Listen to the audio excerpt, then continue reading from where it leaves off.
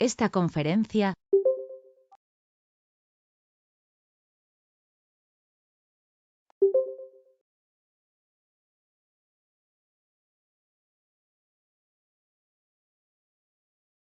Ok, pues muy buenas noches a todos ustedes desde la Ciudad de México.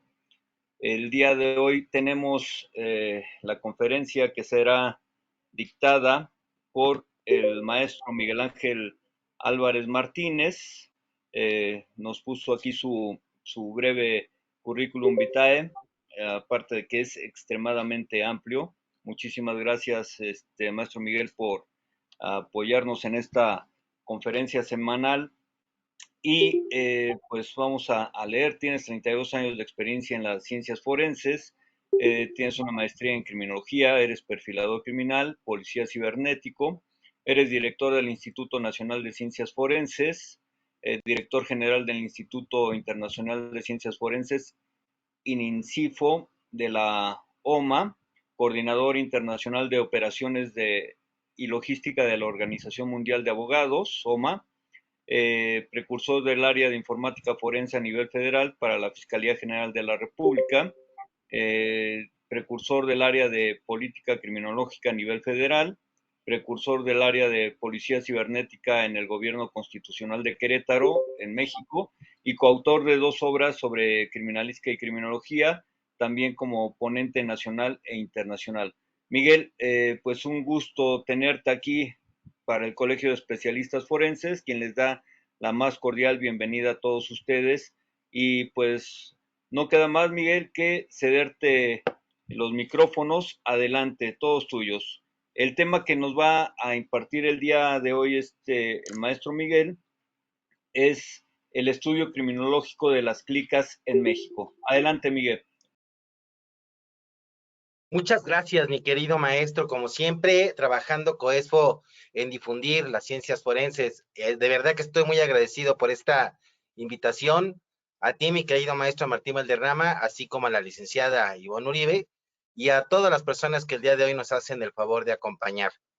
Esta conferencia que el día de hoy se va a dictar es producto de una investigación de ya algún tiempo que realizamos en la PGR para comprender el fenómeno delincuencial que estaba ocurriendo de la mano con la venta de droga al narcomenudeo y que de manera muy peculiar se vinculó a las pandillas criminales, a la delincuencia local y que nos llevó necesariamente a comprender el fenómeno.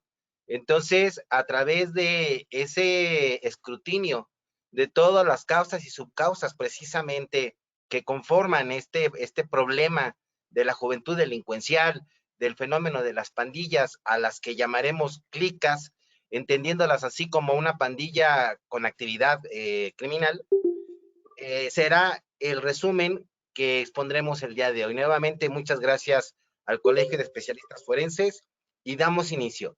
He preparado un video específico que nos irá introduciendo en los distintos temas que tocaremos el día de hoy. Así es que iniciamos nuevamente. Muchas gracias a todos.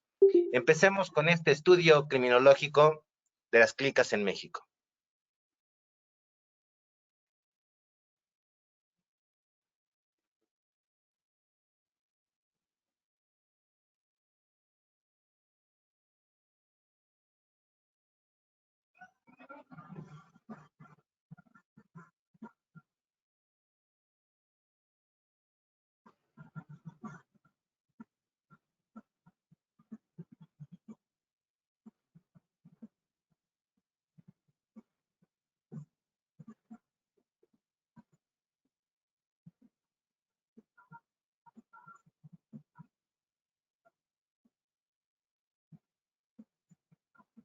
Perdón, profesor, si nos está compartiendo audio, creo que no se escucha. ¿No se escucha el audio del video? No, licenciado. No. Cuando das compartir, ahí te da la opción de compartir audio también. Ok, una disculpa, me regreso. Entonces, dejo de compartir acá. Discúlpenme, por favor. Correcto, perdónenme.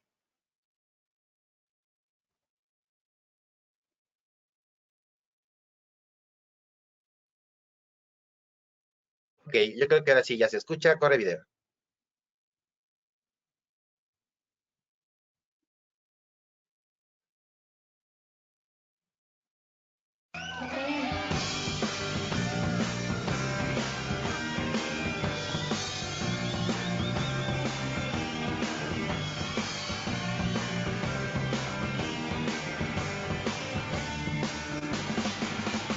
Él nació, qué sé yo, porque quiso el destino, porque quiso Dios, yo no sé por qué fue. Solo Dios que es tan grande pudiera explicarnos por qué. Ese niño nunca ha tenido padres ni ha tenido hogar. Ese niño no conoce el amor. Mendigó, suplicó, vendió globos y chicles, limpió parabrisas, aprendió a vivir entre miles de gentes que siempre tan triste entendió que la vida es un juego que es muy difícil jugar. Ese niño no conoce el amor. Anda en el callejón, ahí está ese niño sin ninguna ilusión, entendió sin querer que solo trabajando se puede. Porque ese niño teniendo más derecho que tú o que yo, ese niño no conoce el amor, no conoce el amor. Ese niño no conoce el amor.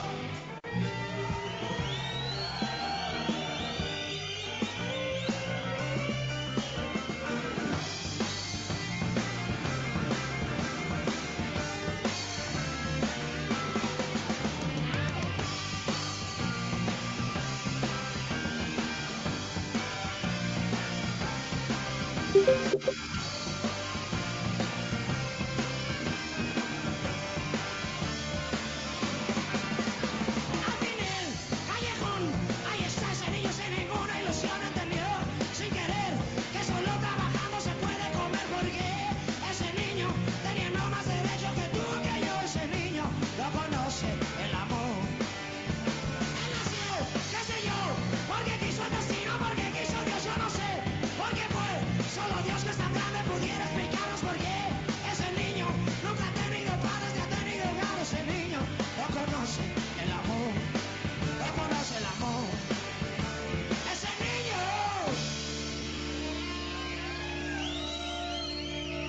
no conoce el amor.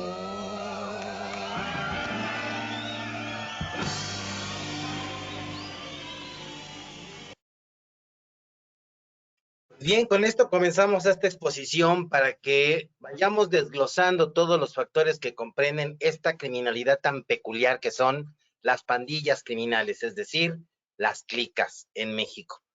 La verdad es que para poder entender este fenómeno tenemos que verlo desde la perspectiva de la sociología, porque querer hacer una perfilación criminal de cada uno no opera, porque al final de cuentas todos los chicos que participan en este escenario de las pandillas criminales y dedicadas a una actividad específica que ahora el crimen organizado les dicta, necesariamente tendríamos que verlo en conjunto, porque lo que van a hacer es adoptar una psicología de masas y en consecuencia van a hacer lo que les dicta el grupo.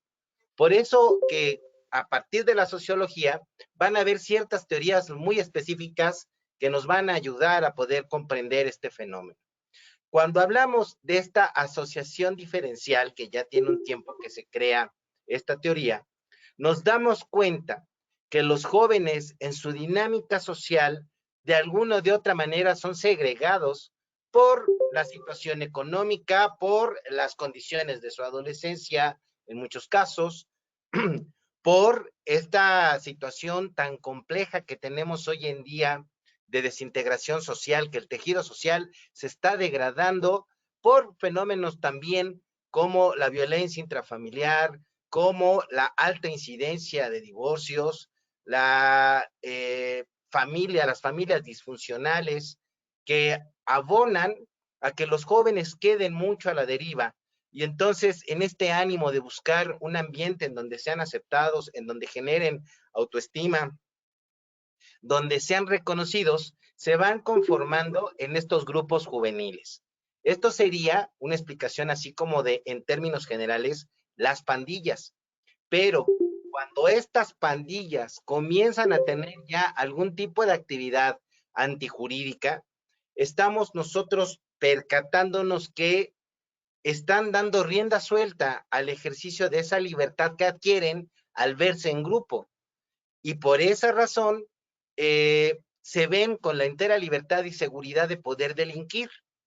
Pero peor aún, cuando estas pandillas ya adoptan actividades criminales y voltean hacia ellos la delincuencia organizada, es más fácil entonces que coopte a estos jóvenes que ya están integrados, que ya están conformados, que incluso adoptan una identidad como clica, como pandilla, y potencialice ese comportamiento criminal, favoreciéndoles armas, favoreciéndoles recursos económicos, integrándolos a negocios mucho más grandes, como puede ser el tráfico de armas, el tráfico de órganos, la extorsión, el tráfico de drogas, desde luego de todo tipo de estupefacientes, y todas aquellas conductas que hemos visto que el crimen organizado, que la delincuencia organizada hoy en día se dedica. Incluso hasta escenarios que antes no tenían, como la explotación ilícita de minas, la explotación de la madera, que antes el crimen organizado, la delincuencia organizada no se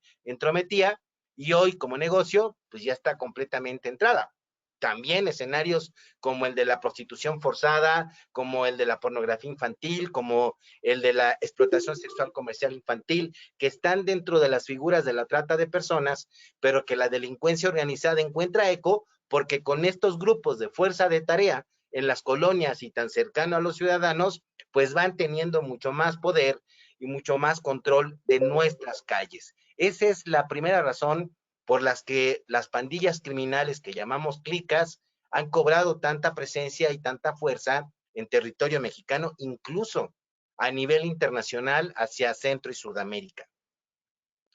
Pero con esto, además se suma que hay toda una integración de estos jóvenes a estas actividades criminales. Primero, para que conformen la identidad del grupo, y después para que aprendan a niveles todo lo que vendría siendo la estructura de estas células criminales.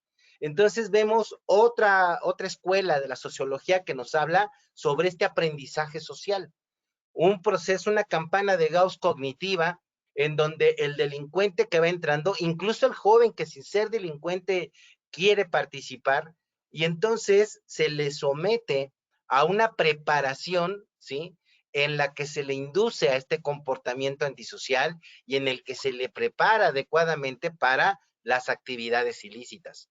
Entonces nos damos cuenta que ya no es circunstancial, ya no son esas pandillas de los 80s que se reunían para bailar el baile que estuviera de moda. Ahora estamos viendo que hay toda una estructura delincuencial detrás de ello que provee de los recursos, miren nada más, recursos académicos, recursos materiales, recursos económicos, para que estos grupillos que a lo mejor robaban las tiendas, que a lo mejor robaban los camiones de transporte que cruzaban por sus zonas de influencia, ahora tengan una actividad mucho más compleja, mucho más peligrosa, desde luego, y sin ningún tipo de control. Eso es hablar de una delincuencia juvenil ya bastante derruida, ¿sí?, que trasciende más allá de ordenamientos legales. Podríamos estar pensando en esta ley de adolescentes en conflicto con la ley, pero sin embargo,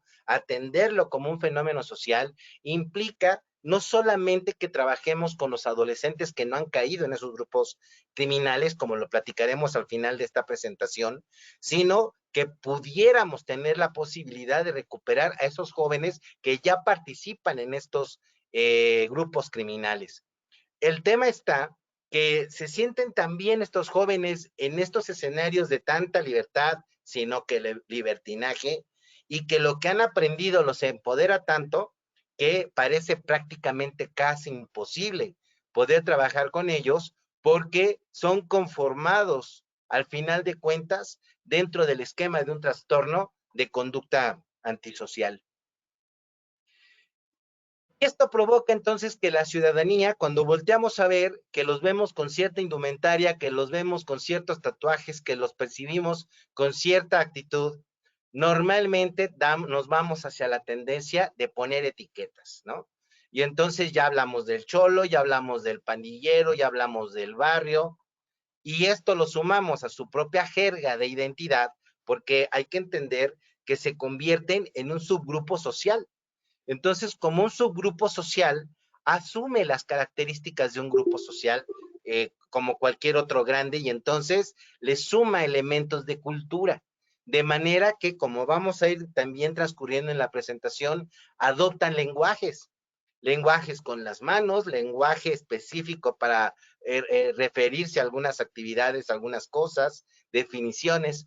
Desde luego, códigos de indumentaria, los colores son importantes, las formas de vestir la ropa es también importante, los tatuajes, que es todo un lenguaje, y algo también peculiar que sería estos mecanismos de comunicación urbana que terminan siendo el graffiti en las paredes de las calles de nuestras ciudades. Entonces, todo ello va haciendo que entonces ellos mismos se diferencien de otros grupos y desde luego de los demás jóvenes. Y sí adoptan una presencia, una imagen que provoca que la sociedad los etiquete. Tema está que los que no pertenecen a estos grupos criminales, por moda, van adoptando también esas formas de vestir, que porque el cantante fulanito de tal ya se vistió de esa manera, que porque en la zona todo mundo viste de esa forma, incluso por un tema de identidad, ¿no?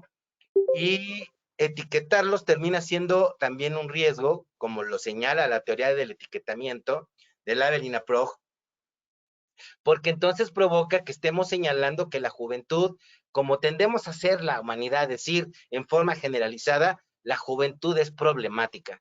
Y entonces tendamos a señalar a la juventud como un riesgo para la sociedad, cuando no necesariamente todos deberían de serlo.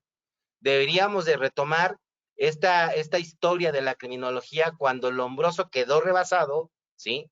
Y ya no deberíamos de perseguir a las personas por su apariencia, sino en realidad por su comportamiento.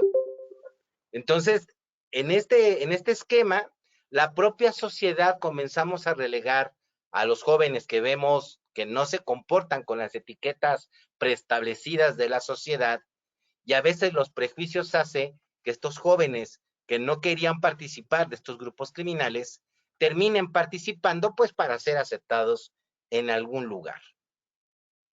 Así que este rechazo social también aporta elementos para que el chico que no es pandillero, mucho menos clica, busque estos grupos, se incluya en estas organizaciones criminales y termine siéndolo. Y no me refiero únicamente a aquellos que de verdad son clicas prácticamente desde que nacieron. Me estoy refiriendo a todos los jóvenes que de alguna manera asumen dentro de estas células criminales alguna actividad. Muchos de ellos ni siquiera se van a ver como pandilleros y sin embargo podrían tener algún compromiso, no como clica, sino como miembro de una estructura criminal relacionada con la delincuencia organizada. Por eso es delicado el tema, porque tendríamos que entenderlo de esa forma, ¿sí? Todo lo que signifique cualquier tipo de discriminación, esta discriminación va a generar etiquetas, va a generar que el adolescente salga de un contexto de protección social y entonces busque elementos de protección social en estos grupos criminales. Eso es delicado porque eso es algo que vemos cada vez más en nuestras calles. ¿Sí? El tema de la delincuencia juvenil en México, en todo el país, es algo que ya se está convirtiendo en una situación extremadamente grave, porque como decía en un principio, se suman elementos también de disgregación social como son la violencia intrafamiliar, la violencia feminicida, los problemas sociales como la economía que nos atañe a todos, y entonces estemos en verdad teniendo una juventud no que sea peligrosa, sino que está en riesgo, ¿sí? Al final de cuentas, estas filas delincuenciales cada vez se engrosan más. Cada vez se hace a un lado esta imagen del elemento todo tatuado, heredado de estas costumbres, usos y costumbres de la Mara Salvatrucha, como lo platicaremos más adelante, y que les da identidad como los malos de la zona, como la identidad del grupo al que pertenecen, y los vamos a ver ya aparentemente más normales pero a través de este proceso cognitivo, igual o en ocasiones hasta más violentos que los propios líderes de clica. Entonces, tenemos que poner atención a este fenómeno porque puede ser precisamente el punto neurálgico de la violencia que estamos viviendo en las calles. Una delincuencia que no tiene criterio porque están muy jóvenes. Una delincuencia que no tiene conciencia porque no la ha desarrollado, porque no ha habido un adulto consciente que le guíe. Un adolescente que se sienta a la deriva y que solamente en esos grupos criminales ve la oportunidad de poder resaltar y sentirse integrado. Es un tema bastante complejo porque al final de cuentas, ¿sí?, las pandillas acaban funcionando como la familia de estos jóvenes. Les acaba dando toda esta cobertura y tejido social que no encuentran en sus familias, que no encuentran con sus seres queridos. Por eso es que una de las condiciones sine qua non de las clicas, ya entrando en el terreno de la pandilla criminal, el clica ve al otro integrante como un hermano, que aunque no tienen la misma sangre, tienen todo el compromiso o más inclusive que con un hermano.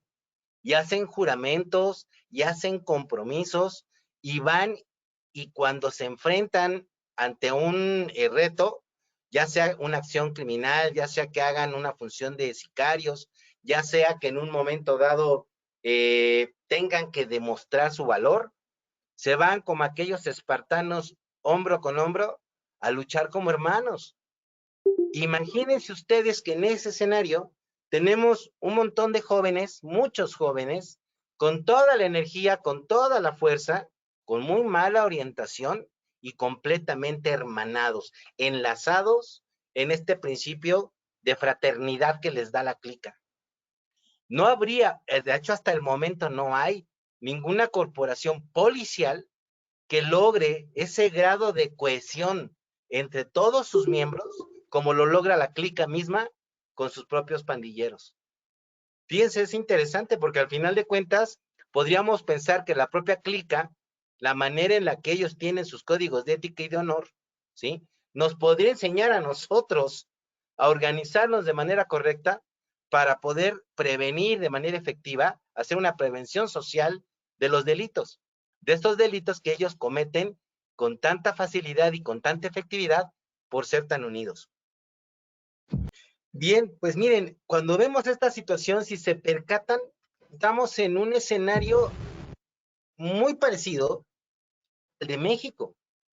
Estábamos hablando ahorita, este video relató cómo se conforma y se fortalece la Mara Salvatrucha y cuando regresa a El Salvador, toma el control de las calles. Bueno, ahora pensemos en la vida loca, en la Mexican Mafia, ¿sí? Y entonces, cuando hacemos esta comparación, nos vamos a dar cuenta que dentro de esas cárceles en la frontera sur de Estados Unidos, es decir, en la colindancia con nuestro país, se entreveran haciendo un sincretismo entre la cultura de las pandillas de la Mara, que era muy importante al llegar a esas cárceles, y la propia mafia mexicana, que ya tenía cooptado el control de las cárceles y de las calles, nada más que de manera muy local. Entonces, cuando hacen este sincretismo y se potencializa entre el comportamiento criminal de un grupo y el otro, el resultado es que se vuelven todavía más poderosas las pandillas mexicanas, las clicas mexicanas, ¿sí? De allí que vemos entonces que cuando la delincuencia organizada coopta estos ejércitos de tarea local, ¿sí?, esta guerra de guerrillas a través de estos grupos ya muy establecidos y muy conocedores de su terreno, porque si algo tiene un pandillero es que es muy territorial. Entonces, bajo esa condición, darles poder para que se hagan cargo de la extorsión, de las drogas, de todos los negocios de la delincuencia organizada en una zona, en una región, no solamente les quedó de maravilla, sino que además se les facilitó enormemente, ¿sí? Porque incluso aquellas pequeñas pandillas que pudieran ocasionalmente defender alguna plaza, quedaban automáticamente aplastadas por el poderío de estas clicas, ya con todo este poder de fuerza de tarea. No deja de darse en el territorio mexicano este enfrentamiento entre sureños, Sur 13, y los norteños, los 18, como dice en el video. Eso sí se heredó y existe, porque eso no llegó con la mala salvatrucha. Ese era un escenario heredado en California, ¿sí? Y que lo que se hizo fue traerse a México. Y está muy focalizado. Los vamos a ver en bandos distintos con grupos criminales diferentes, ¿sí? Al final de cuentas, clicas, pero con familias diferentes, ¿sí? Los apellidos serían, unos son 13 y otros son 18. ¿Quiénes predominan en México y quiénes han sido principalmente cooptados por la delincuencia organizada? Los 13, ¿sí? Y lo vamos a ver, como se los mostraré más adelante, en la gran mayoría de los grafitis de las zonas donde hay venta de droga al narcomenudeo, que es la Sur 13, esta Mexican Mafia, esta Vida Loca, estos grupos muy particulares que predominaron en estas fronteras y que no eran chicanos, sino que eran en realidad migrantes mexicanos que después, al ser deportados, pues se trajeron todo ese conocimiento criminal. Por tanto, hablar de nuestra propia criminalidad implica pensar que de pasar a ser pandillas se convirtieron en un grupo de clicas que pararon a las cárceles estadounidenses, y de allí que mucho se ha dicho en este fracaso del sistema penitenciario, se potencializaron, se pulieron como criminales para regresar con todo un contexto cultural, social, delincuencial terribilísimo, que son los escenarios que estamos viendo hoy en día. Una serie de asesinatos sin que las autoridades puedan prevenir nada, e incluso posteriormente se les dificulta investigar porque hay cotos de poder bastante acendrados a través de lo que ha aportado la delincuencia organizada en sus estructuras. Entonces, tenemos que comprender que estas clicas, así como estas unidades locales encargadas de la representación de los cárteles, pero a la vez cumpliendo sus propias funciones de control territorial, ¿sí? Ejercen estos dinamismos para cometer sus delitos más los que les encargan, que es una juventud total y completamente focalizada a la conducta antisocial, sin reglas, sin valores y sin control social de ninguna índole, ni formal ni informal. No tienen familias, no tienen redes sociales de apoyo, y en realidad a estas alturas del partido ni las ocupan. ¿Estamos de acuerdo?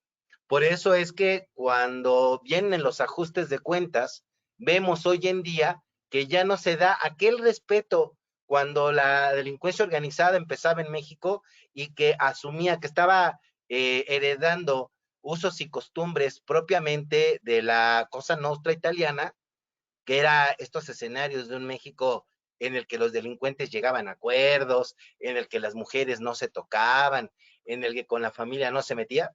Hoy eso quedó en el pasado.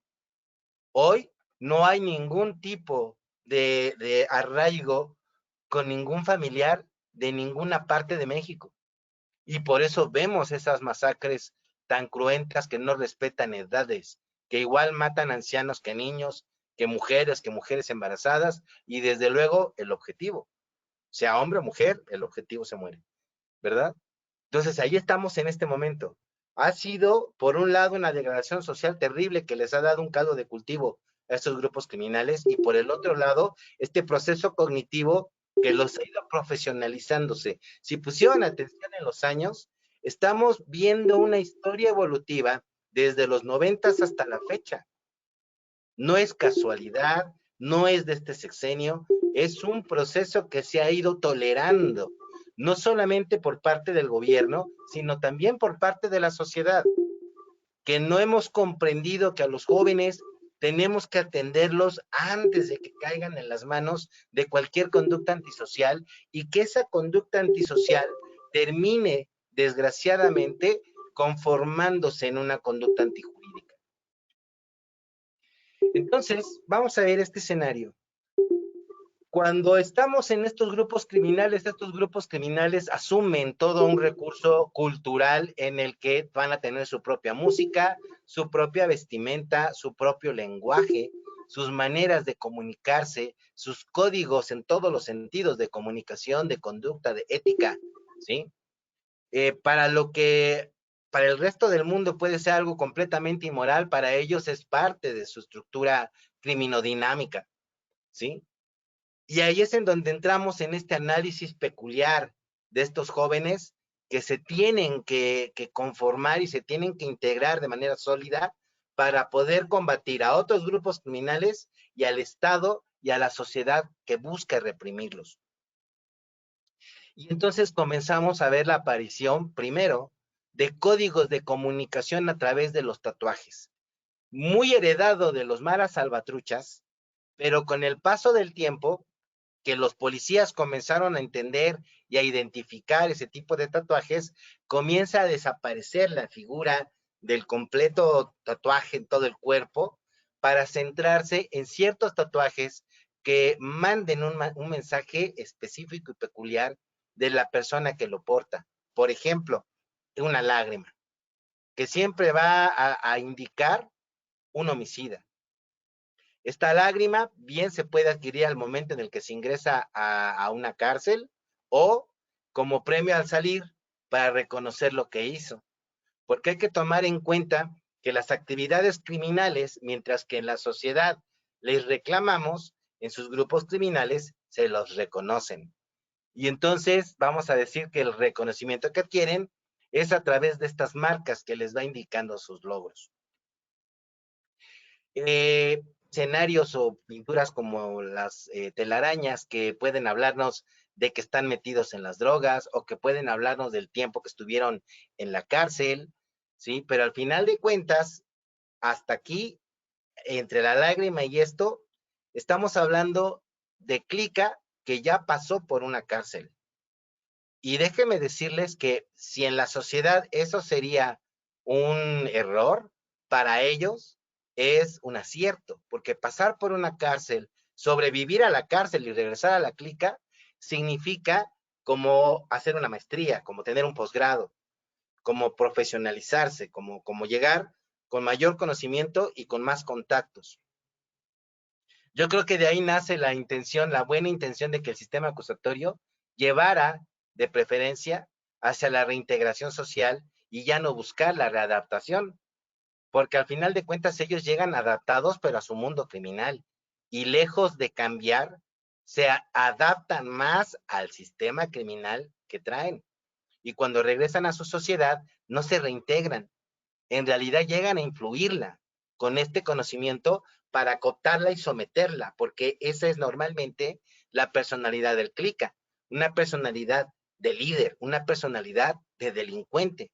Y en el peor de los casos, como los líderes, los que están más hasta arriba en este organigrama de la delincuencia organizada, pues particularmente criminales.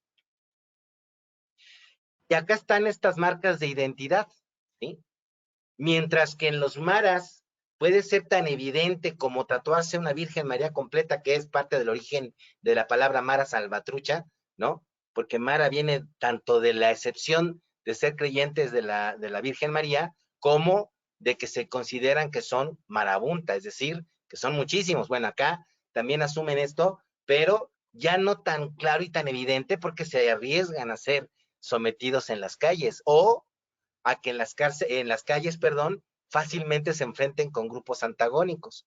Entonces empiezan a ser discretos en estos tatuajes. Se los ponen en los pliegues de los codos, entre los dedos, como vemos aquí en el canto de las manos, para hacer un poco esto que le llaman charolear, es decir, hacer solo la muestra de sus tatuajes, ¿sí? De sus signos, para que de una calle a la otra se identifique si son de la misma clica o no, para que si están en las cárceles, nada más sacar la mano y hacer una seña o mostrar un tatuaje discreto permita generar esta identidad al interior de las cárceles para formar camarillas dentro, ¿sí? O para saber si en las calles tuviera necesariamente que haber un enfrentamiento para pelear una zona. Y entonces esos pleitos en las calles también se evidencian a través de los grafitis, ¿sí? Esto de los grafitis también es apasionante, déjenme decirles, porque originalmente el chico que hacía grafitis artísticos, estas letras garigoleadas, bombochas, con muchos adornos, o estas dibujos caricaturizados de escenarios de la vida cotidiana, se empezaron a ver sometidos por un tema de daño en propiedad ajena, porque al final de cuentas pues llegaban y pintaban la barda que consideraban podía ser su lienzo. El problema fue que cuando se les empezó a perseguir de esa manera, el joven que se consideraba a sí mismo un artista urbano, comienza a ser catalogado, lo que decíamos de las etiquetas, como un delincuente. Entonces, cuando llegan estas clicas empoderadas buscando estrategias para tomar las calles, le dicen al grafitero, ¿sabes qué? Ya que te acabaron tus problemas, te vamos a defender, te vamos a proteger, la policía jamás te va a volver a detener, el civil que te diga algo, que te quiera meter en problemas por pintar en su pared, nos las va a pagar, ¿sí? Pero, aparte de que hagas tus grafitis artísticos, te vamos a encargar que ahora seas nuestro comunicólogo, ¿no? Olvídense del Twitter, las paredes se convierten en este recurso para dejar mensajes entre sí o contra los contrarios. Perdón por el pleonasmo. Y aquí vemos un ejemplo. He de hacer hincapié que yo personalmente lo fotografié en alguna calle en el Estado de México. ¿Y qué significa? Significa que las letras azules son un grupo y las rayas negras son otro. Y el haber colocado la raya negra por encima de las letras azules es una declaratoria de enfrentamiento, es un reto. De manera que en esas zonas, muy probablemente, constantemente se den escenarios de violencia callejera, homicidios, por el pleito, por la zona, ¿sí? Si recordamos que el CLICA es muy territorial, entonces marcar su territorio es parte de la dinámica.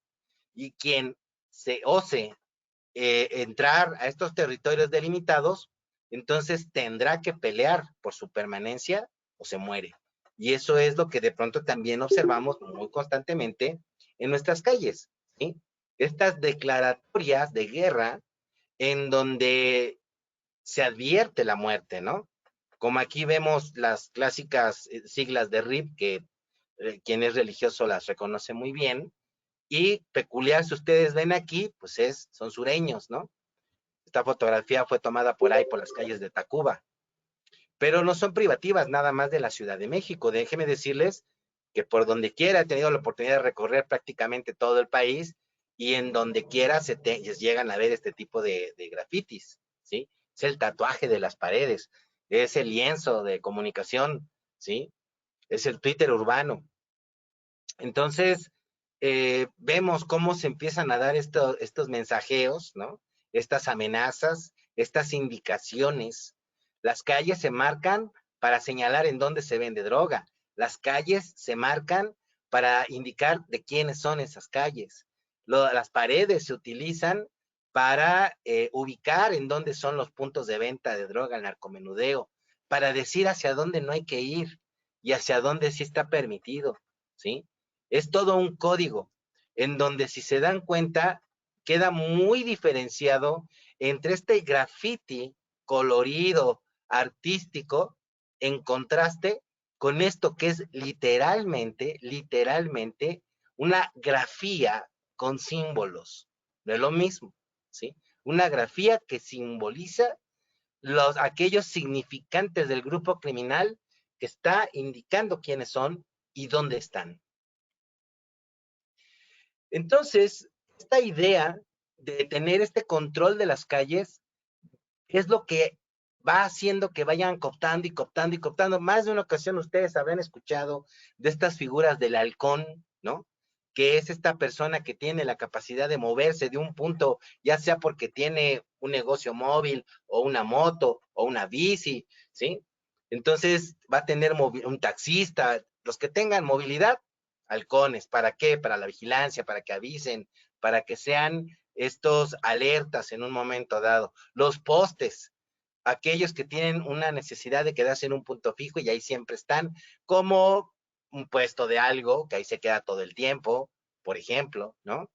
Y entonces son figuras que realmente maduraron, ya los traía la delincuencia organizada, pero que maduran en estas figuras de las clicas porque le asignan esa labor a ciertos jóvenes. De ahí, por ejemplo, se explica que hoy en día la policía esté bien atenta a todos los chicos, principalmente adolescentes, que anden en motoneta, porque empezó a ser un recurso muy incidencial el tema de andar usando motoneta para andarse moviendo de un punto a otro o para proveer de insumos, por ejemplo, en la droga, en el delito de droga, de venta de droga al narcomenudeo, hemos de saber que la ley señala ciertas cantidades para permitir o justificar un consumo personal.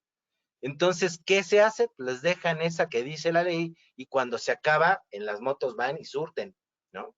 La misma moto para poderse mover rápidamente de lugares y la misma moto para poder en un momento dado cubrir ciertos territorios, apostarse en zonas estratégicas. Entonces, todo eso ya estamos viendo que es esta combinación del conocimiento y necesidades de la delincuencia organizada con el conocimiento y estrategias de las propias clicas para defender sus territorios. Acá está. Entonces, este sería un graffiti artístico, y este sería, este graffiti del que estamos hablando, es este mecanismo de comunicación entre ellos, ¿vale? Fíjense cómo sí las tecnologías, porque al final de cuentas se utilizan los teléfonos celulares, se utilizan recursos como el WhatsApp, el propio Facebook, sí, los jóvenes al final de cuentas jóvenes también utilizan las redes sociales, pero también, muy peculiar, no dejan de utilizar esta cuestión por costumbre, de tomar las calles para sí mismos, ¿sí? Y entonces marcar estos territorios de esta forma. Pero estas marcas, ¿sí? Estas delimitaciones de territorio también señalan este permanente enfrentamiento que hay entre grupos disidentes o entre grupos antagónicos. Y entonces habría que ser muy cautos. ¿Vieron ustedes los colores de esa pared que les mostré hace un rato? También no son por casualidad. El azul normalmente lo utilizan los 13, mientras que el negro normalmente lo utilizan los 18, ¿sí? Y entonces lo vamos a ver en las paredes, en los pañuelos, en los paliacates, lo vamos a ver en la ropa, ¿sí? Lo vamos a ver en los negocios, en esos negocios que pueden ser lavado de dinero, en esos negocios que están siendo extorsionados, en esos negocios que son parte de la delincuencia organizada, también van a asumir poco o mucho por los colores o por algunos símbolos estos códigos de identidad, ¿sí? Y desde luego, si hablábamos de elementos culturales, algo que no se obvia ni en la delincuencia organizada ni en las clicas, es un tema de fe. Es curioso, pero es real, ¿sí? Yo siempre me he preguntado, de verdad, siempre me he preguntado, por ejemplo, este San Judas Tadeo que nos dibujan un santo que protege tanto a la delincuencia como a los policías. Y la verdad es que no quisiera estar en sus zapatos, ¿no? En un enfrentamiento, ¿cómo le hará para decidir quién gana? Yo lo veo muy ambiguo y desde luego, pues lo veo allí como con una falsa moral, ¿verdad? Si es que ese San Judas Tadeo fuera un individuo hoy en día, ¿cómo hacerle para decidir a quién realmente defender, a quién realmente servirle? Pero es que es un elemento necesario. Miren que el Mara Salvatrucha, como yo les decía, tiene una fe férrea por la Virgen María. En la delincuencia organizada tienen sus propios santos, ¿sí? Tienen sus propias creencias. Por allí en el internet hay algún video en donde un grupo grande de sicarios, antes de ir a un enfrentamiento, rezan unos salmos, como por ejemplo este, ¿no? Entonces, tienen su propia fe. No podríamos decir que sean unos desalmados, porque pues pareciera que tienen alma, nomás que está distorsionada. No podríamos decir que son unos desgraciados, en el sentido de que no tienen la gracia de Dios o de algún Dios, porque al final de cuentas la buscan a través de rezar u orar para pedir ese favor de una entidad de Dios, ¿sí? De una identidad teológica. Pero que es curioso, ¿no? Que a veces tienen que aterrizar eso dentro de sus estructuras de funcionamiento criminal, ¿verdad? Y entonces vemos de estos recursos que hemos visto hasta ahorita, hasta conformar sus propias creencias, como generar un santo como Malverde, por ejemplo, ¿sí? O darle una entidad de deidad a la propia muerte. Que déjenme decirles que un poco así como en el San Judas Tadeo, también así se encuentra la figura de la muerte, que tendría que estar entonces decidiendo quién sí muere y quién no, porque también me ha tocado ver a muchos policías que en sus dinámicas de trabajo, pues también deciden entregarse a esta creencia de la muerte, porque pues viven a diario cerca de perder la vida. Y es el mismo pensamiento que tienen los delincuentes, es si todo el tiempo estoy entre la vida y la muerte, pues entonces mejor le pido favores a la muerte para mantener la vida. Y eso lo he escuchado directamente de los criminales y lo he socializado directamente con los policías, particularmente federales, que son los que se enfrentan con delincuencia extremadamente peligrosa, en muchas ocasiones más que el nivel del fuero común, aunque hoy decía yo, pues ya no se puede distinguir porque ya prácticamente delincuencia local y federal ya prácticamente son lo mismo y todos corren los mismos riesgos. Pero hablar de fe no solamente implica pensar en una entidad dogmática, implica tenerse fe entre ellos. En algún momento yo mencioné que prácticamente se conformaban y se unían como lo hacían los espartanos en aquella Grecia antigua. Hoy se ven como hermanos, porque tras la carencia del padre, tras de la ausencia de la madre, detrás de no tener una familia que realmente los identifique y los acepte, en donde obtienen todo ese reconocimiento y aceptación es en sus clicas. Y entonces, si alguien se mete con uno, allí sí, para que vean, se meten con todos. Y entonces, el agredir a uno significa agredir a todo el grupo y la respuesta no va a ser de uno, va a ser de todo el grupo.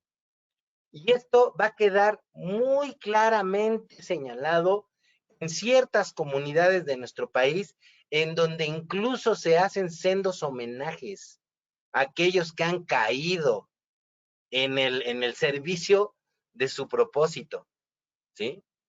Por ejemplo, esta pared sirve como un constante homenaje a los que caen en los enfrentamientos contra otros grupos criminales. Y lo vamos a encontrar en el hoyo, es decir, en las zonas bajas de Ecatepec, en las zonas centrales, en las zonas de altísima delincuencia en Ecatepec, o en ahí se me fue el nombre de la otra colonia. Ecatepec, Estados Unidos, Nesa, y en la Ciudad de México, Iztapalapa, ¿sí? Entonces vamos a ver este tipo de mausoleos, ¿no? Estos homenajes. Aquí lo vemos incluso pues muy orgulloso, portando el arma de fuego que lo acompañó hasta la muerte. Pero si se dan cuenta, ya es el diario de toda esa comunidad. Ya pasó a formar parte del folclore de esas colonias. Y el problema ha sido que esto ya es tan recurrente y como vimos ya trae tantos años que mucha gente ya permeó y entonces ven esto como un ejercicio normal, natural, ¿sí? Aceptado, que es lo peor, tolerado, que es todavía más denigrante. Pero indiscutiblemente, todos estos jóvenes, créanmelo, estarían en la postura de poder cambiar esa actividad si se les garantizara que su forma de vida sería buena, ¿sí? Que su forma de vida sería tranquila, sería sana. No diría que todos, desde luego, pero yo estoy muy cierto porque alguna vez hicimos algunos congresos con chicos de la calle, con chavos banda, Y es increíble escucharlos, incluso muchos de ellos cultos, ¿sí? Si ustedes voltean, por ejemplo, hacia esta comunidad de punks, por decirles algo, que no es clica, es una forma de entender el mundo, los punks. Hay punks que sí son clica, hay punks que no, pero son muy cultos. Hay gente muy culta entre los punks, por darles un ejemplo. Y así nos podemos ir con distintas grupos sociales que en esta teoría diferencial se van conformando al interior del urbanismo, particularmente al interior del urbanismo, ¿sí? Entonces, ¿qué sucede? Esta condición de arraigo, de fortaleza, de identidad, de trabajo en las calles, que de veras han ido construyendo estos escenarios, estos reinados de estos grupos, claro que el crimen organizado llega y dice, me sirves, y ahí te va dinero, y ahí te va protección, y aquí tienes armas, y si te falta entrenar algo, te lo doy. Se ha hablado de que en ciertos estados de la República, en ciertas zonas, hay centros de entrenamiento para estas clicas, para potencializar su uso en armas de fuego, para enseñarles técnicas, incluso hasta de guerra de guerrillas. He de decirles que se han detenido en territorio mexicano caiviles, que son precisamente mercenarios en El Salvador, ¿sí? Pero exmilitares. Sabemos que en su momento los Zetas eran también disidentes del ejército mexicano. Entonces, quiere decir que tras de esta condición de aquellos exfuncionarios que se pervierten y pasan de ser militares, marinos o policías hacia los grupos criminales, claro que eso lo comparten también con estos grupos criminales. Y entonces, imagínense ustedes, si ya de por sí peligrosos después con entrenamiento, la situación se hace todavía peor. Y entonces empezamos a ver que nuestra juventud está siendo vulnerada cada vez desde más jóvenes. Porque, pues, ¿quién no quiere ser Rambo, verdad? ¿Quién no quiere ser millonario? Si nos damos cuenta, desgraciadamente los medios de publicidad, los medios de difusión masiva han colaborado para hacer un estereotipo del delincuente que está en estas grandes escuelas, ¿sí? En estas clicas de alto nivel y mostrárnoslo como súper exitoso, con mucho dinero, con muchos carros, con muchas joyas, con todo lo que quieran. Un estereotipo creado a través de un materialismo malentendido, ¿sí? De un consumismo mal explotado, que convence a los pequeños que no tienen nada, por supuesto, ¿no? Mientras que le dicen, oye, mamá, cómprame un balón, y le dice la mamá, ahora que haya dinero, a donde quiera que vayan pueden tomar el balón que quieran, porque pues son el clica de la colonia. O sea, eso suena maravilloso, ¿verdad? Pero es que habría que comprender que se está perdiendo mucha autoridad en nuestro país. Y no me estoy refiriendo únicamente a las figuras del Estado, ¿sí? No debemos de culpar únicamente a las instituciones de procuración de justicia o a las judiciales. No. Como familias hemos ido perdiendo mucha autoridad con nuestra propia sociedad, ¿sí? Ya no sé, el bolero ya no tiene la presencia que tiene hoy en día, ¿no? Ahora ya mejor se prestan a hacer postes los boleros, ¿no? O, ¿qué les puedo decir? El propio padre de familia o la madre de familia ya no tienen estas figuras de autoridad como era antes. Y no me refiero a regresar a escenarios de una educación violenta a través de la chancla vengadora, o a través del cinturón, o a través del látigo, o del cable de la plancha. No. Me estoy refiriendo a escenarios de una crianza con amor, pero con disciplina. En esta dinámica de que él tenga lo que yo no tuve, en esta dinámica de que ella haga lo que yo no hice, de pronto estamos dejando muy solos a los jóvenes y con mucha libertad fácil se convierte en un libertinaje que queda a merced de la delincuencia, ¿sí? En esta evolución que hemos visto, basta con delinquir, basta con cometer una conducta antisocial y no recibir ningún castigo para que esta solita evolucione hasta esta imagen, ¿sí? En donde el joven cada vez le resulta más fácil agredir a los demás, en donde no hay un respeto mutuo, en donde los padres no respetan a los hijos y los hijos no respetan a los padres, ¿sí? En donde el alumno no respeta al profesor y en muchos casos el profesor no respeta a los alumnos. Y así, en todas estas figuras que deberían de ser ejemplo a seguir, hoy se ha diluido tanto que el resultado lo tenemos en esta sociedad que vemos que está completamente corrupta por todos los medios de delincuencia que ya existen, ¿sí? Me ha tocado en más de una ocasión ver cómo familias enteras admiten y asumen que tienen un delincuente en casa.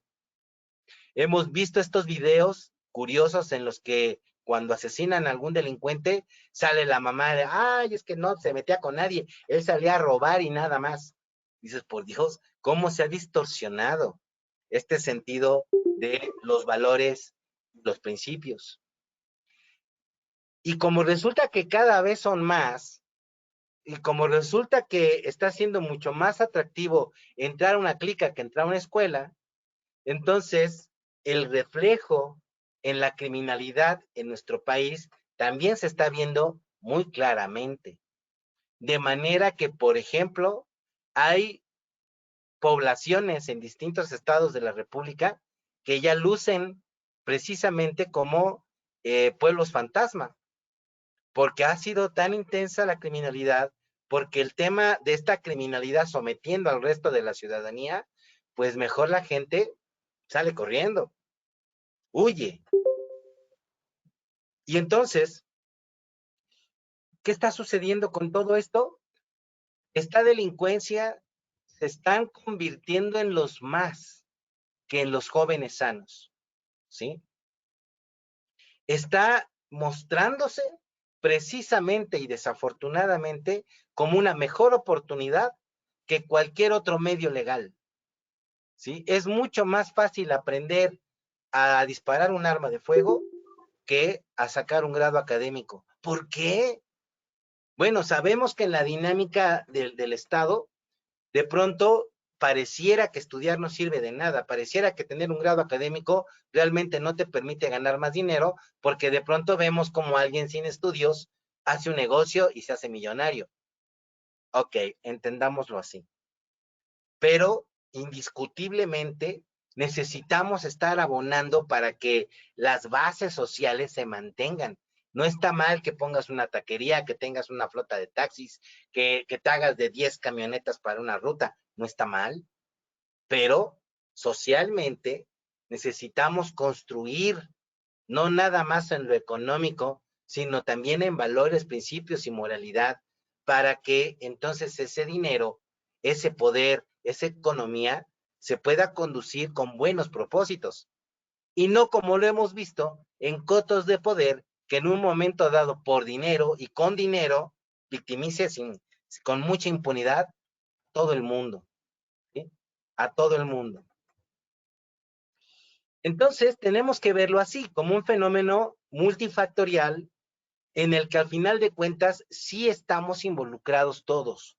No solamente es la decisión del joven que ni criterio a veces tiene para participar en una clica, sino que se da una conjunción de factores de desatención entre el Estado y la propia sociedad, que al final del día tenemos la delincuencia que merecemos. Así es que el poder abundar e incidir en detener este fenómeno implica primero, si proveíamos a la juventud de una escolaridad, que los hagamos afectos a estudiar, que les enseñemos que estudiar es bueno, que a lo mejor puede ser difícil, pero que el esfuerzo vale la pena, que no los hagamos pensar que cualquiera puede hacer millones de pesos, a lo mejor que sí, porque este tema del consumismo pareciera que eso indica, pero que qué mejor que si tienes una formación académica que además incluye valores, cuando te vuelvas ese millonario, seas un millonario ético y no un millonario antisocial. que cuando tengas la posibilidad de cualquier recurso, sepas administrarlo. Y que no solamente te consolide como individuo, porque también esa es una situación. Estamos tan entrados en conseguir dinero y en lograr un éxito personal que nos olvidamos que pertenecemos a una sociedad, que nos olvidamos de velar por esa sociedad y de tratar de prodigar y de distribuir en cierta medida esa misma, esos mismos beneficios que podamos haber adquirido con nuestro trabajo o con nuestra profesión. Debemos de trabajar con las familias, ¿sí? A lo mejor podría surgir esta situación ahora de la perspectiva de género en la que ya una familia así, biparental y todo, ya quedó en el pasado. Es que al final de cuentas no es la estructura de la familia desde que si es monoparental o que si depende de otras familias que no son mamá. Al final de cuentas no se trata de eso. Al final de cuentas se trata de que la familia que sea, ¿sí? O sea, a lo mejor puede ser el papá y sus hijos, la mamá y sus hijos, los abuelos y sus hijos, los abuelos y otras 10 familias en ese mismo edificio, como sea. Pero que busquemos comunicación y orden al interior de esas familias. Que prevalezca el respeto de hijos hacia padres y de padres hacia hijos. De hijos con hermanos, de hermanos entre hermanos. Respeto en todos los ámbitos, en todas las redes de comunicación, ¿sí?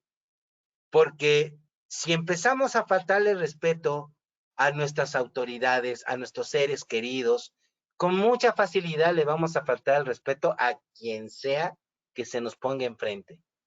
Si no reconcientizamos esta situación, este escenario que debe construir desde el origen de la sociedad que es la familia, lo que viene a futuro es todavía peor que lo que estamos viviendo hoy. Porque ahorita ya estamos viviendo muchas consecuencias de esa desintegración juvenil, ¿sí? Fíjense cómo lo menciono, porque no solamente se diluye el individuo como individuo, que ahí comienza todo, sino que este individuo va y pertenece a sociedades que se vuelven sociedades enteramente antisociales, ¿sí? Enteramente corruptas. Si al interior de la familia los vínculos familiares son corruptos, porque se negocia el amor, porque se negocia el amor en todas sus manifestaciones, no podemos entonces esperar que la sociedad, que estos grupos criminales negocien nada con nosotros, ¿sí? Van a actuar en consecuencia. Así es que la existencia de estas pandillas es reflejo de todo este proceso de destrucción social que hemos tolerado hasta el día de hoy. Necesitamos recuperar precisamente esos espacios. Debemos de recuperar espacios al interior de las familias. ¿Cuántos adolescentes no sabemos ni dónde están, siendo que son nuestros hijos, y no sabemos ni dónde están ahorita? ¿Por qué razón? Porque a lo mejor estoy más preocupado en ganar dinero, porque a lo mejor estoy más preocupado en resolver mi propia identidad a mis 50 años, ¿no? Y entonces, si empezamos con recuperar esos espacios al interior de la familia, después bien podríamos trabajar en recuperar esos espacios sociales, en darle respeto al joven, en brindarle espacios de integración. A mí me encantaba esa figura de hace muchos años de la integración juvenil, ¿no? Porque asumía la responsabilidad del Estado y de la ciudadanía en hacer de los jóvenes grupos que fueran propositivos. Y entonces, para los jóvenes en aquellos ayeres había actividades artísticas, culturales, deportivas, en donde quiera, ¿sí? Y tal pareciera que hoy no, que hoy el joven se entrena para ser delincuente, se fortalece para cometer sus ilícitos, ¿sí? Pero no para jamás ser saludable y mantener una sociedad saludable. Se han cambiado los objetivos. Hemos permitido que eso ocurra.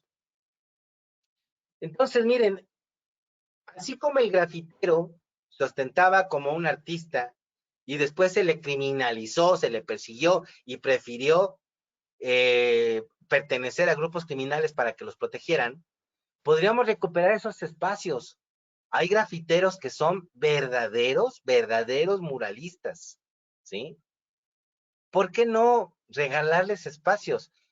Yo he visto ya estados de la República que como gobiernos preparan paredes para que el grafitero haga su trabajo que no incluya el mensaje criminal, ¿sí? ¿Por qué no potencializar eso? ¿Cuántas canchas de deportes están abandonadas? Porque de pronto en el trabajo de campaña política, en los primeros arranques de los gobiernos, lo importante es dejar allí la infraestructura. Pero pues hay que poner un instructor, hay que poner un entrenador, hay que poner a alguien que aproveche esos espacios antes de que sea estas pandillas, antes de que sea la delincuencia organizada, las que los tomen y los usurpen como espacios de salud, como espacios de convivencia, para hacer caldos de cultivo para esta criminalidad juvenil.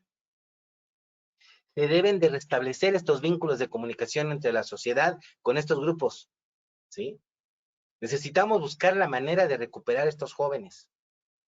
Y a lo mejor no vamos a poder desintegrar esos grupos criminales porque ya dijimos que se conforman lazos muy poderosos, ¿sí?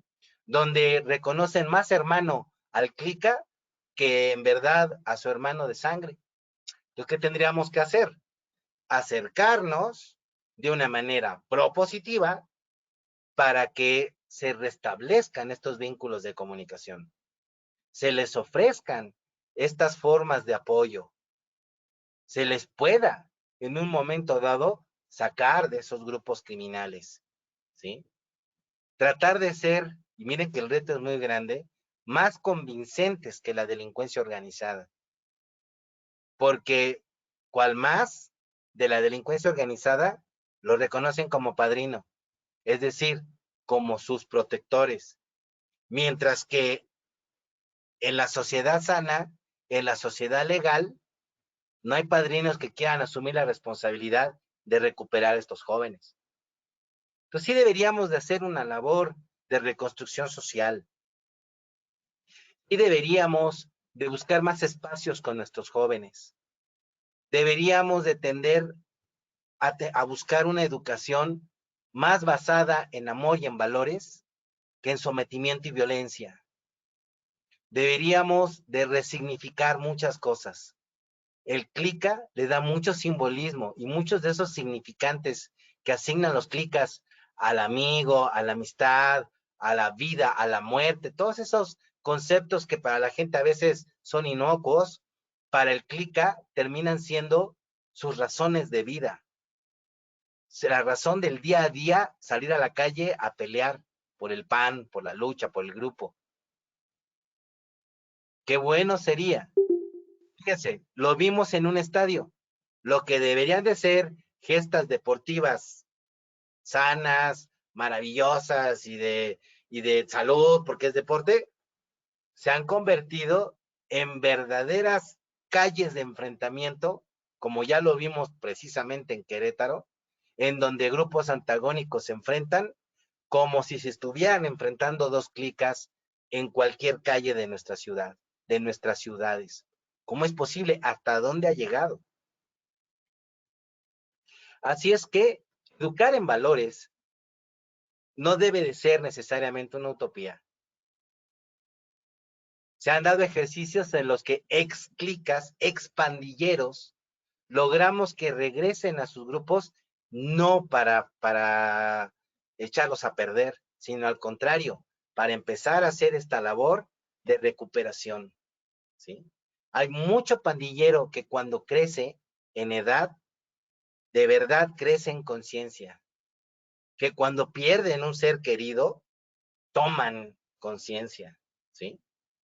Entonces, ¿qué necesitamos? Necesitamos también tratar de trabajar con esos jóvenes que quieren dejar la droga, que quieren dejar la delincuencia, que quieren sentirse parte de una sociedad sana. Recuerdo mucho este poema de los motivos del lobo, ¿no? Que cuando San Francisco de Asís regresa a la cueva de ese lobo que ya había vuelto a asesinar, le dice el lobo, no te acerques, ¿sí? Porque esa humanidad que tú me dijiste que era buena, me falló. Y entonces yo he vuelto a ser ese lobo sanguinario. Eso pasa con nuestros jóvenes, ¿sí? Vuelven a convertirse en esos lobos esteparios, vuelven a convertirse en esos animales cruentos, porque simple y sencillamente no los queremos aceptar como son, con amor, con valores, con un sentido propositivo de reconstrucción social. Vamos a ver este video, por favor.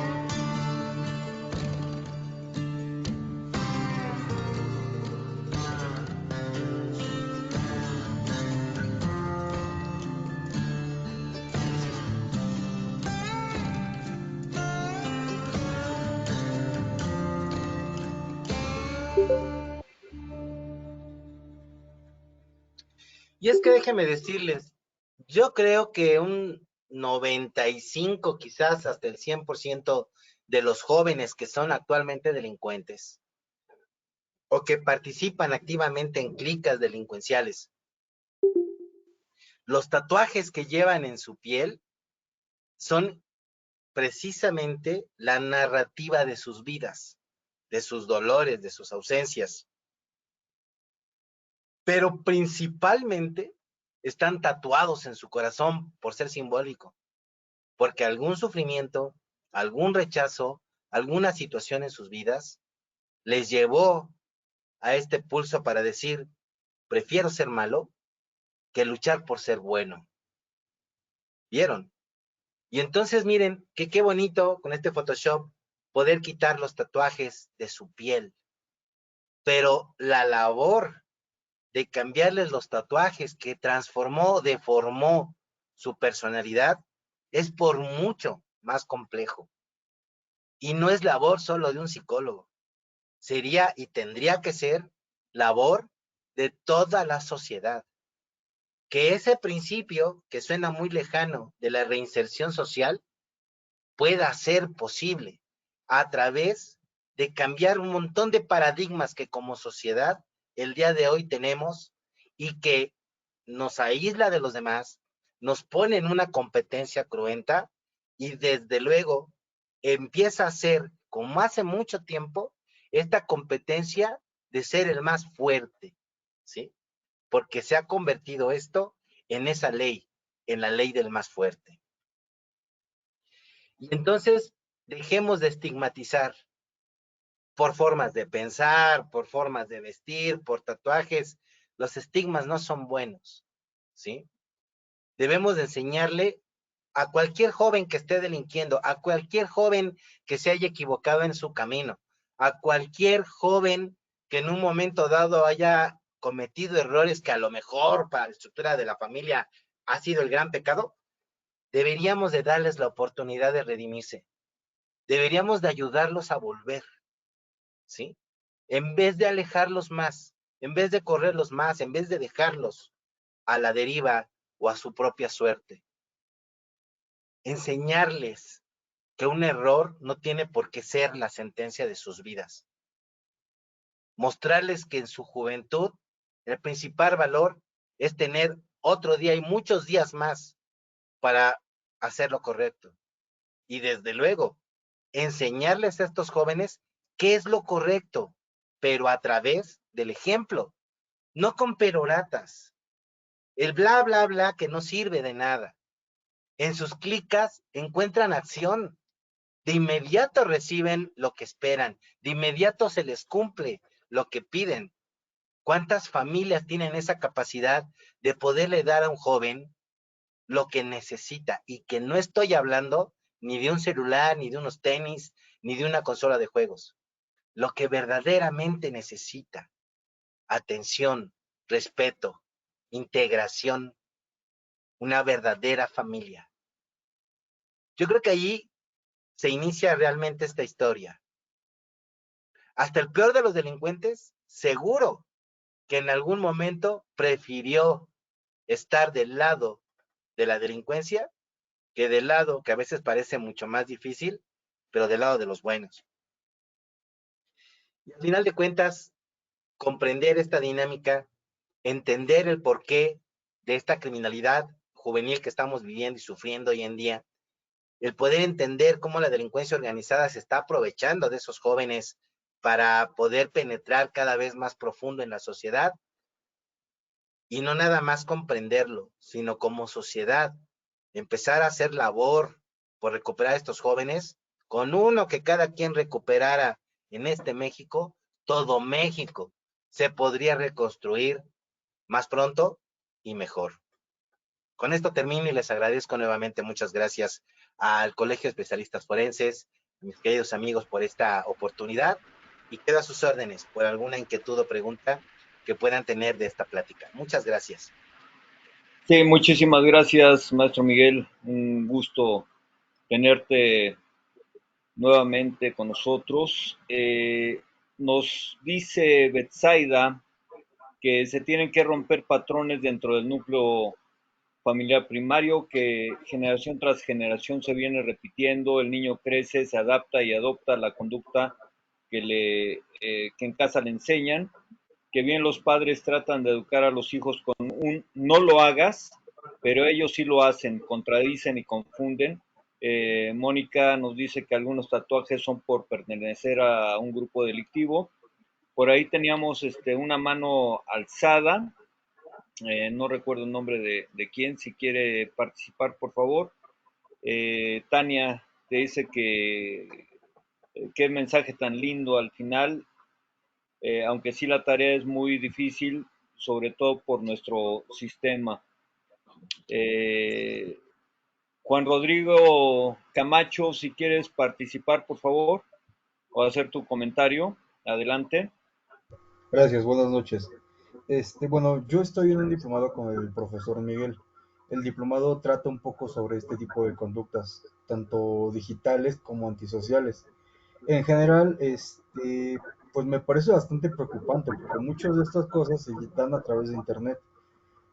Tanto el contacto con los delincuentes, con las clicas o incluso la pertenencia, como lo explicaba el profesor. ¿A qué voy con todo esto? Si los padres tuvieran más control y más cuidado sobre lo que sus hijos ven en internet, podríamos incluso bajar un poco la latencia de delincuencia, porque los chicos tienen acceso 24 horas todos los días a internet, no hay nadie que lo regule, y quien se supone que debe hacerlo ya se quedó muy atrás en tecnología. Entonces, como comentario, si hay padres de familia que pues les sugiero como ingeniero en sistemas, pues tener un poquito más de interés sobre las tecnologías de la información y su control para que si tienen chicos o adolescentes en su casa puedan actuar de inmediato y no se involucren con este tipo de delincuentes. Porque vaya, es muy poco decir delincuentes, muchas veces son trastornos y enfermos incluso mentales. Sería hasta aquí mi comentario.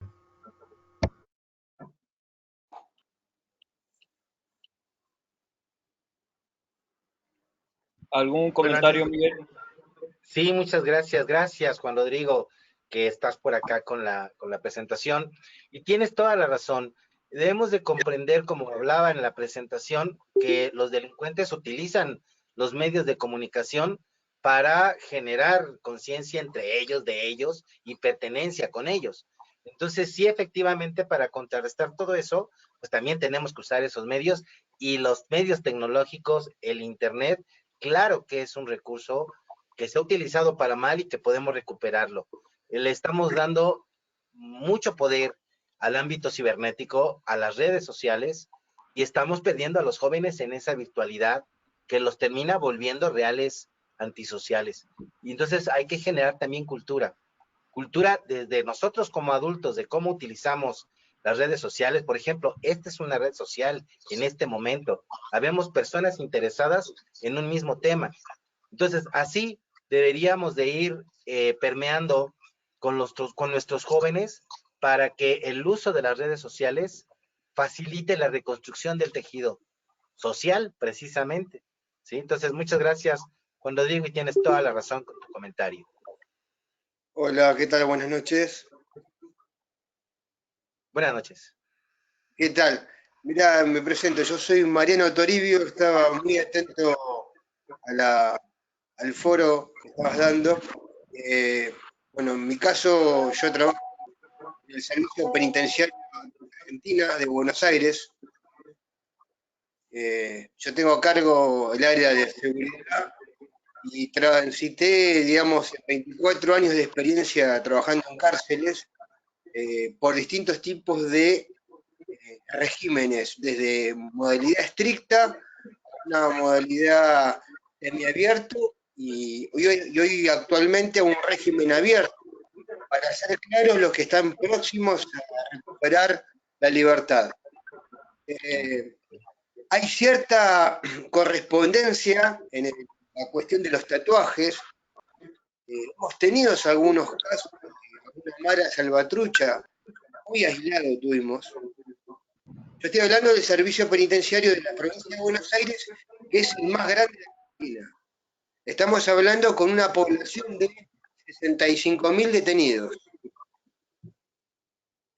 Son 55 establecimientos carcelarios.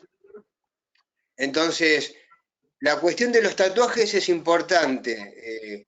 No es tan pronunciado acá, por lo menos en lo que es Argentina, pero la cuestión de la desintegración familiar, lo que se hace mucho, por lo menos en Argentina, en lo que es Buenos Aires, que es donde hay grandes concentraciones urbanas, como sería el Distrito Federal en México, es justamente hay lugares donde se les da comida, y las escuelas del Estado son las que le proveen el alimento que esas familias que no se lo pueden proveer, a tal punto que el interés de llevar los chicos no está del todo por educarse, sino de asegurar la alimentación básica. Son otro tipo de estrategias. Lo que sucede es que, bueno, mientras el Estado mantenga esa ayuda, los grupos estos criminales se les hace más complejo poder cooptar lo que es el narcomenudeo, ¿no? La narcocriminalidad. Por eso es importante digamos, la participación del Estado. Y también hay muchos actores que son ONG, bueno, también lugares que se llaman de copa de leche, donde ellos pueden comer. Estamos hablando de las falencias propias del Estado, ¿no? Ahora, para no ser tan extenso, quería yo, bueno, hacer un aporte. La cuestión carcelaria ha sufrido muchos cambios y hoy se trata de quitar esta cuestión de los estereotipos que vos estabas hablando, o de los rotulamientos como se hacía en el pasado. Cuestión que hubo que capacitar mucho a las fuerzas de seguridad para empezar a trabajar en esa cuestión y no tener tanto prejuicio a la hora de trabajar con los detenidos. Entonces se le da mucha actividad artística, pueden estudiar una carrera universitaria dentro de la unidad carcelaria, juegan a rugby, hay un montón, sin número de deportes, juegan al fútbol y se le da participación en un montón de actividades. Han salido internos, por ejemplo, con proyecciones culturales, algunos artistas, algunos que se dedican al ajedrez, otros que han podido finalizar con una educación y cada vez son más. Pero es un trabajo que hay que enfrentarlo con distintas estrategias, no basta solamente una. El problema que tenemos acá en Argentina, el consumo de drogas es terrible, es terrible, terrible. Y bueno, y también el ingreso a las unidades carcelarias.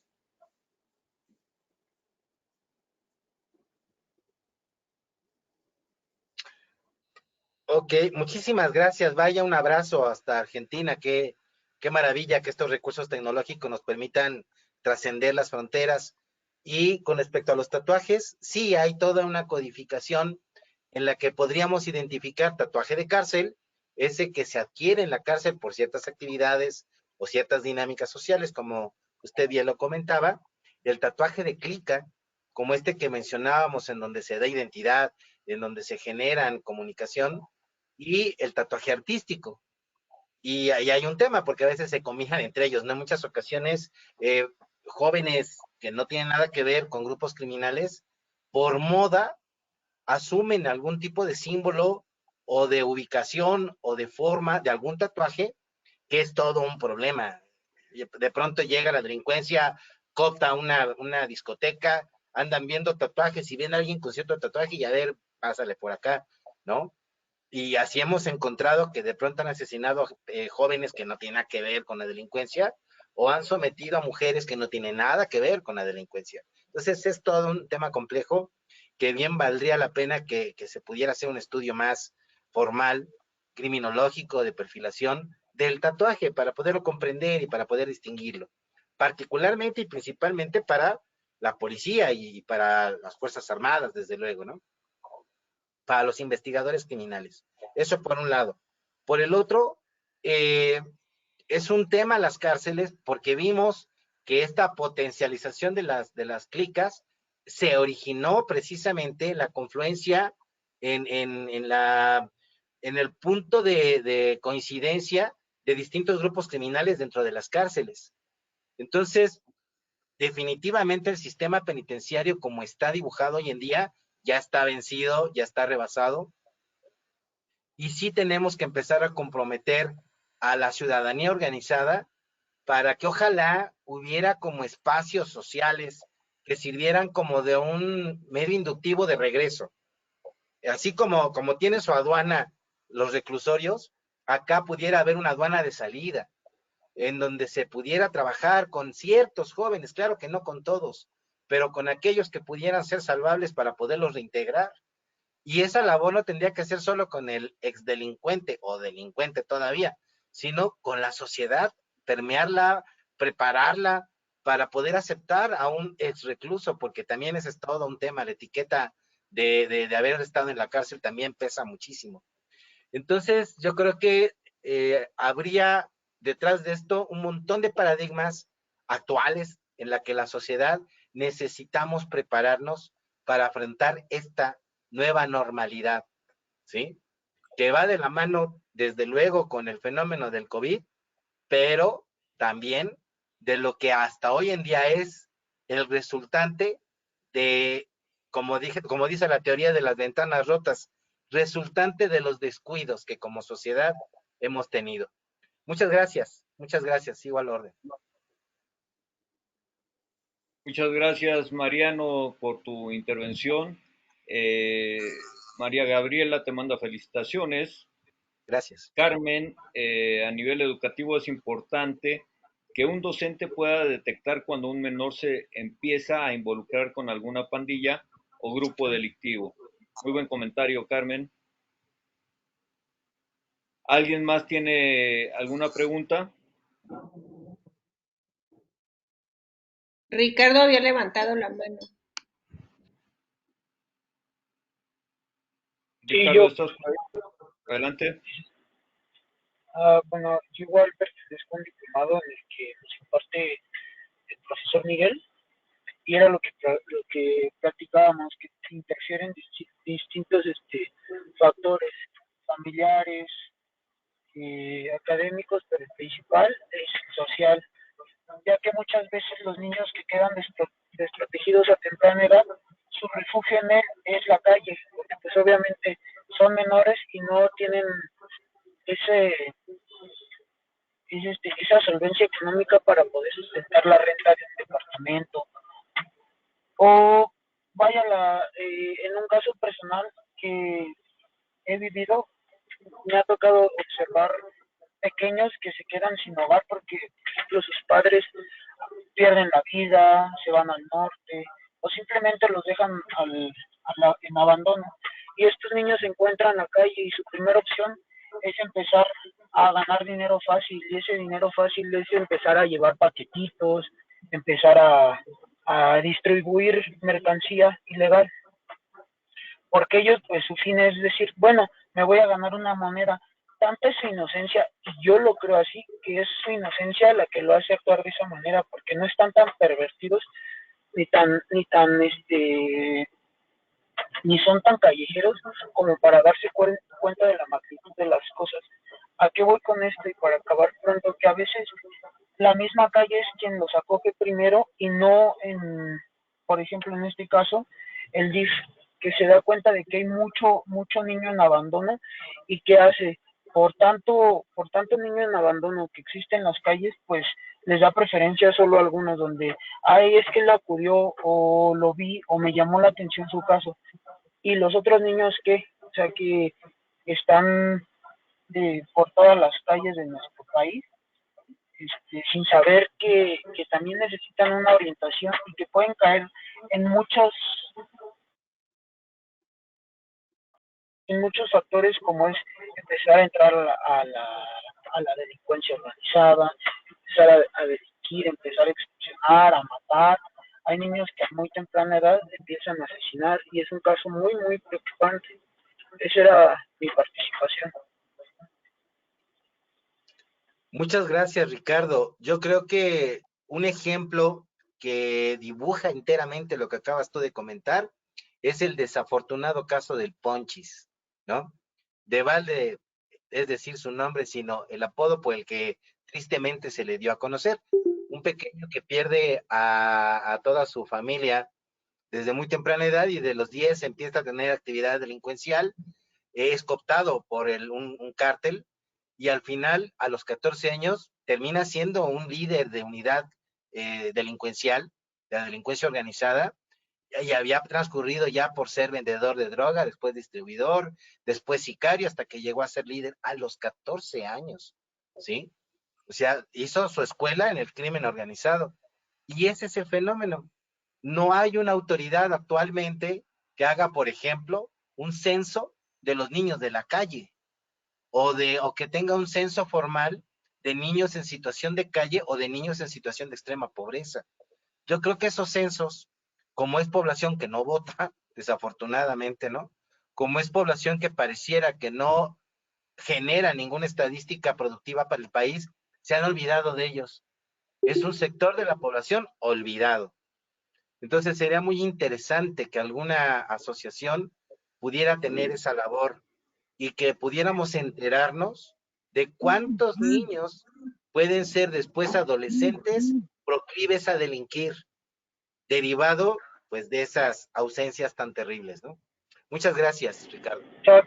Bueno, y que estos niños también tienen conciencia de los valores y los códigos que existen en las organizaciones que se dedican a delinquir. O sea, ellos saben que es proteger al prójimo, que entre integrantes del mismo cártel no se deben de lastimar, se deben de apoyar, deben de dar la vida por el otro. O sea, están conscientes de que existen valores y que esos valores, si tú los implementas, no sé, de distinta manera, que no sea un cártel, son valores muy buenos, simplemente que por la desorientación de los niños no saben que estos valores en efecto sí son muy buenos, pero no para hacer desde un cártel, ¿verdad?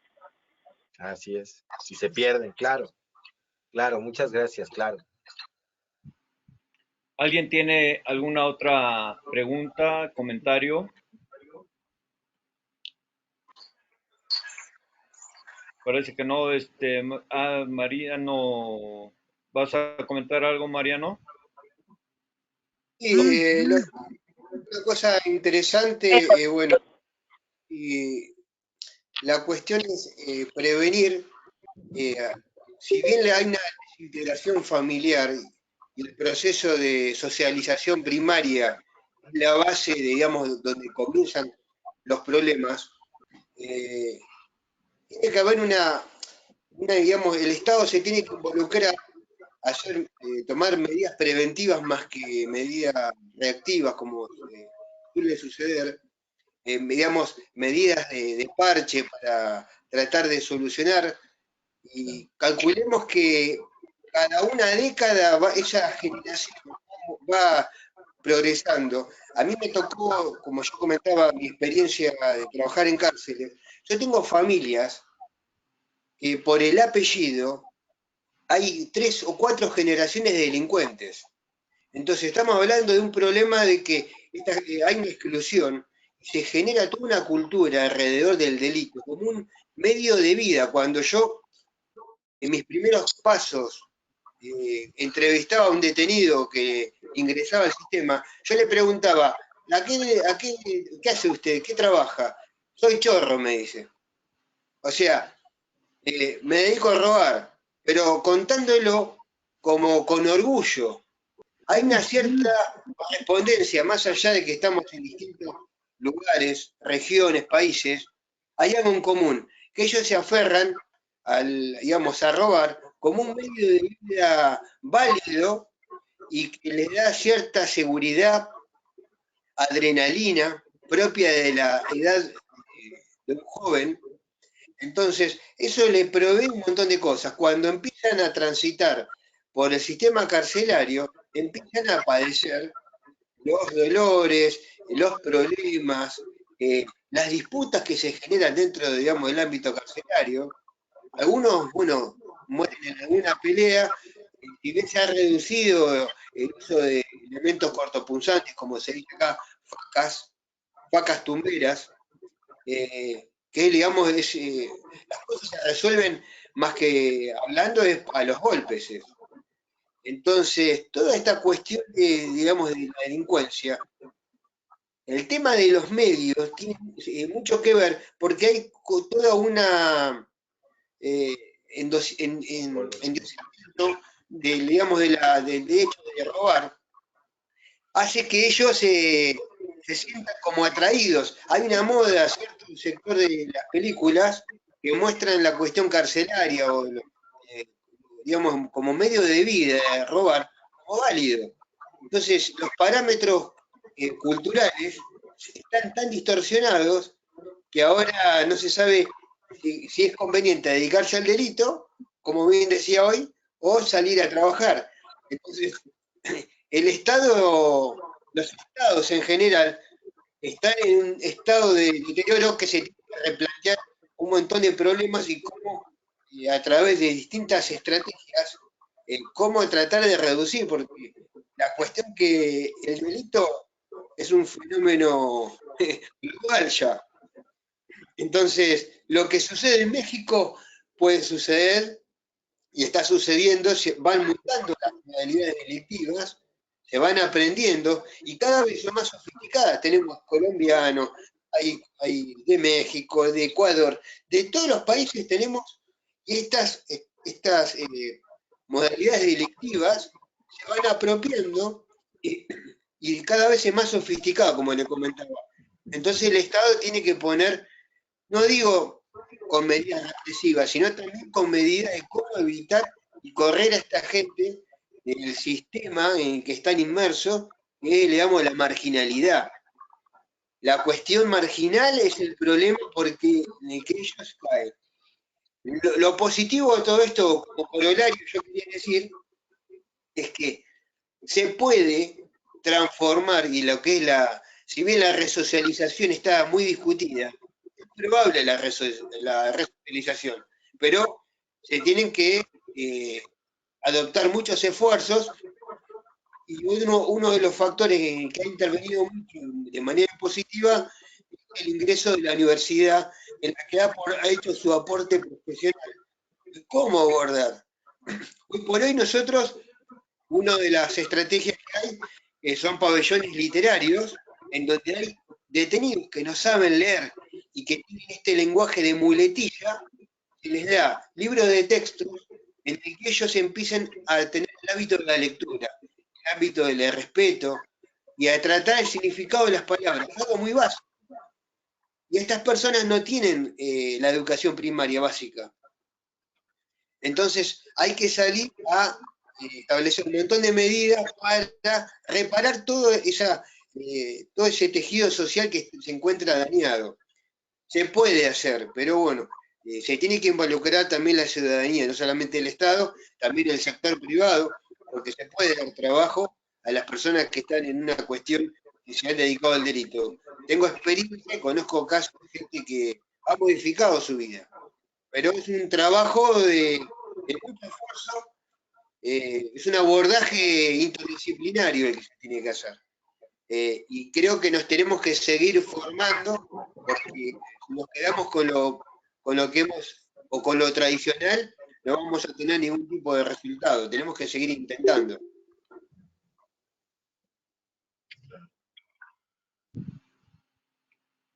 Sí, definitivo.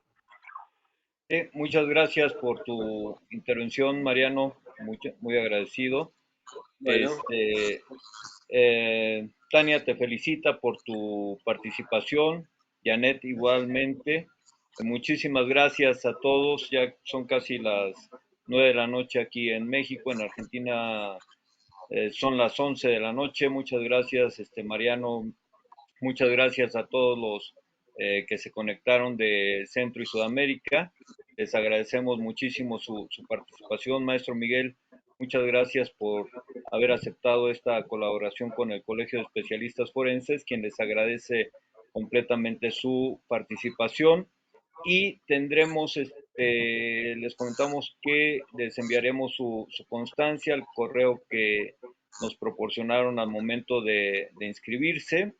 La próxima semana tenemos desde Salta, Argentina, al ingeniero Pedro Daldívar con otro tema interesante relacionado con las ciencias forenses, y asimismo invitarles por medio del Colegio de Especialistas Forenses a el día 7 de mayo. Vamos a tener una masterclass, sábado 7 de mayo, una masterclass sobre feminicidio, sobre el trabajo criminalístico sobre feminicidios. Va a ser completamente gratuito. También van a tener su constancia para los que estén interesados estar en esta masterclass, que un servidor estará dando ese sábado 7 de mayo.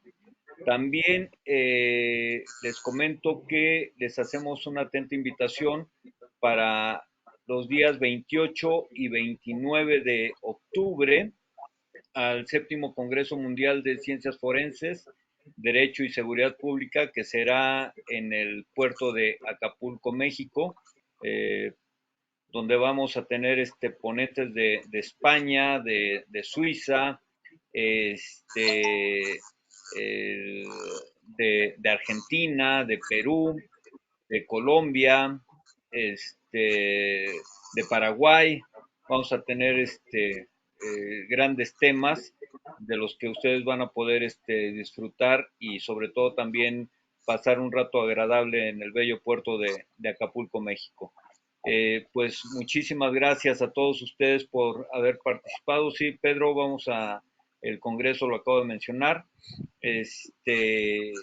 Y Miguel, muchísimas gracias de verdad por haber participado. A nombre del Colegio de Especialistas Forenses les agradecemos a todos ustedes su participación, y a nombre de la licenciada Ivonne Uribe de Zaragoza, directora del Colegio de Especialistas Forenses, agradecemos su estancia, su tiempo para esta excelente conferencia dictada por el maestro Miguel Ángel. De verdad, muchísimas gracias a todos ustedes. Miguel, muchísimas gracias de verdad por haber aceptado tu participación para dar una conferencia con el Colegio de Especialistas Forenses. Muchas gracias.